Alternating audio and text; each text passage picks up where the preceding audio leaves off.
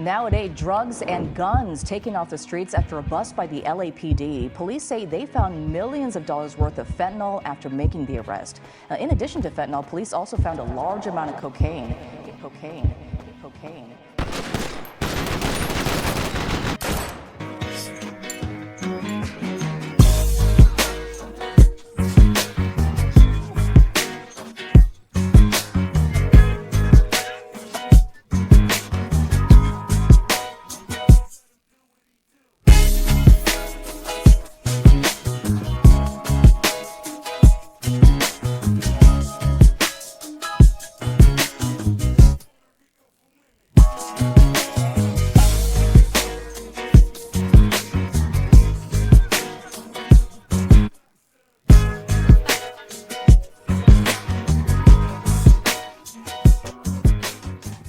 Meet Travis Cunningham, also known as Trav, as most people would call him.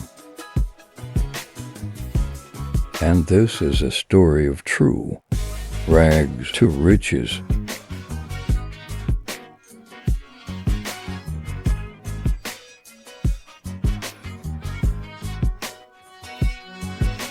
The city was always known for its crime, drug trafficking, and most importantly, gun violence, which all made it hard, even growing up around Los Santos. And here, Exhibit A of the everyday crime, which I try my best to stay away from. And you may not be familiar with this side of town, the west side, and right across the street, the gas station my father and uncle were both gunned down. Yeah, I know, a tough situation for a young college kid, right? Speaking of college, I was forced to attend East LA College. I was never into school, but for my mom, I at least gave it a chance. Until I couldn't anymore. I was always in the bathroom, on my phone, making plays and getting high. I was never in class. I skipped every day and every chance I got. Until one day, out of all the times I cut class, I fucked up. I landed in the dean's office. And yep, my tuition was officially terminated. And for the next few weeks I was working my ass off, trying to make a living. And I can gladly say this shit isn't for me.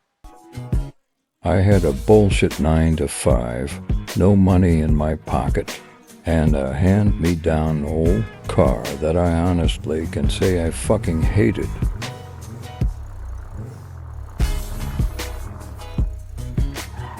And here, home, sweet home.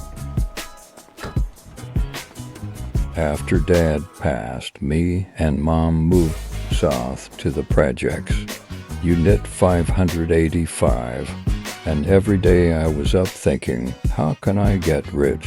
How can I make money like the drug dealers on 58th Street? The cocaine, pounds of weed, guns, Glocks, and ARPs. But the money was my main concern. I always see the fancy houses, the fancy cars, the jewelry, of course, designer clothes, and all that ever now and then. But the main question is, how can I do this solo? It's only me. I'm all I have other than Mom. So on my off day I got to thinking. And desperately.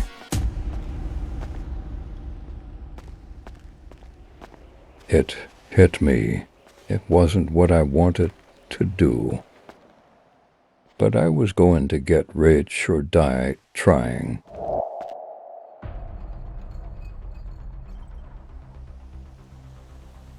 I didn't know what I was doing or how I was exactly going to do it, but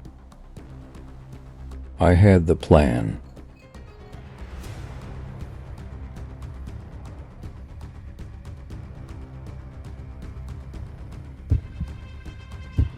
My heartbeats started to increase profusely, but I can't turn back now. I paced my stealthy crotch into a run, and before you know it was go time. With my heart beating out of this world, I ran and guns blazing, ordering everyone inside to get down after taking all the cash I could possibly carry. The last mission was to make it without getting caught.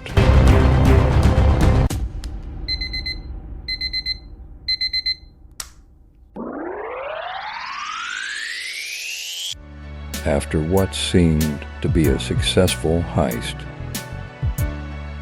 Trav had so much money he didn't know what to do with all of it. So he started counting.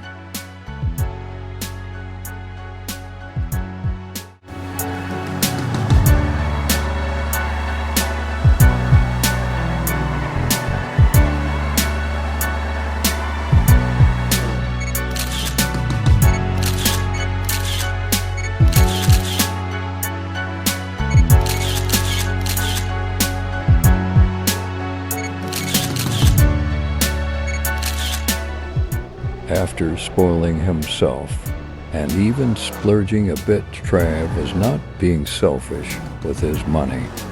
He pulled up to see Block in his new 2023 Demon, where all the little kids would play, and he dropped off a briefcase of money. It was looking like Trav had everything he ever wished for. The cars, the women,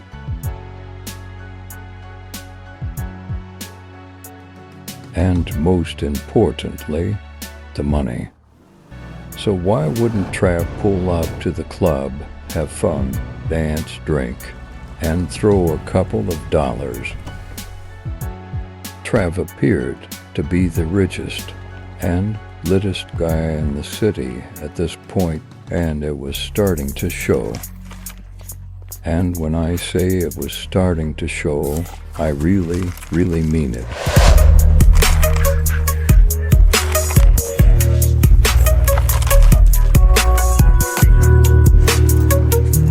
After a long night of partying, I think it's time to check in on Mom and call it a night.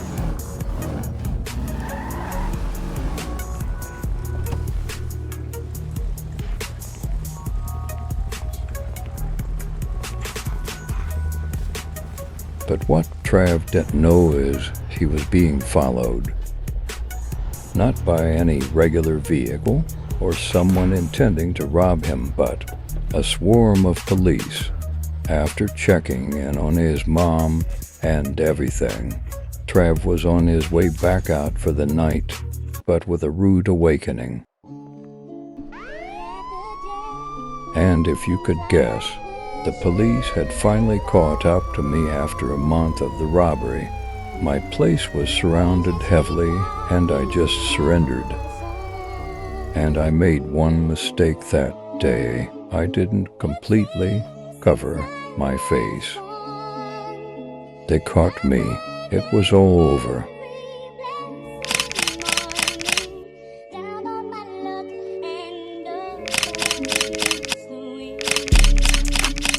And just that quick I was on my way to my cell.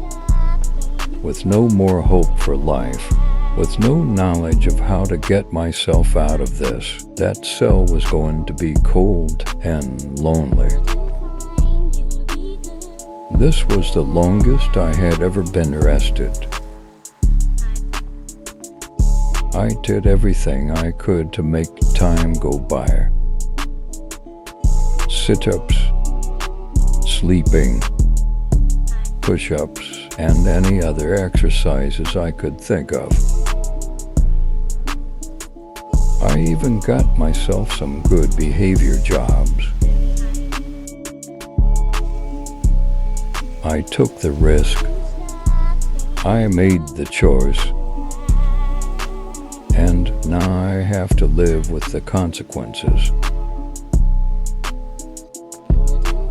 But I did get a little bit of good news after all. I had some family in town. The only person I had left to call on. My own flesh and blood. My older brother, Malik. But everyone just called him Leek. Leek was a scammer, and I know he had the money to help me out. Leek had moved away to Liberty City after Dad died. He was in town for a few weeks and decided to go out clubbing before visiting me in jail. After the club, Leek went to get gas and head home before coming up to see me the next morning. He was driving a green in-town rental Lambo, and with that he broke rule number 1. Don't ride around in expensive bright cars. He was followed all the way from the club. A black Escalade bent the corner right into the gas station. While Leek was leaving and he wasn't prepared, the first guy hopped out with 2 firearms. Then the passenger door opened with another unmasked gunman. They upped their weapons and let off multiple shots. From Glocks to fully automatics. It's safe to say it was the end for Leek. His body dropped.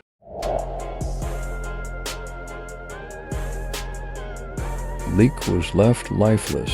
No eyewitness, no protection, nothing. Now all that was left was for them to grab the jewelry, and after that they successfully fled the scene. And that was the end of Malik Cunningham. The only thing left was a body, blood puddles, and bullet holes. All of his jewelry gone.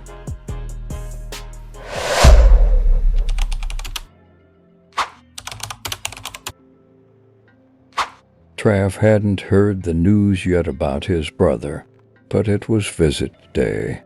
Instead of it being Leek, a long-time day, one of Trav's came to visit.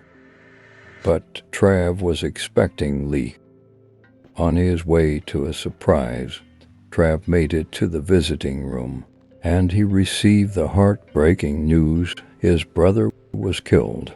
But little did he know, he was sitting face to face with his brother's killer.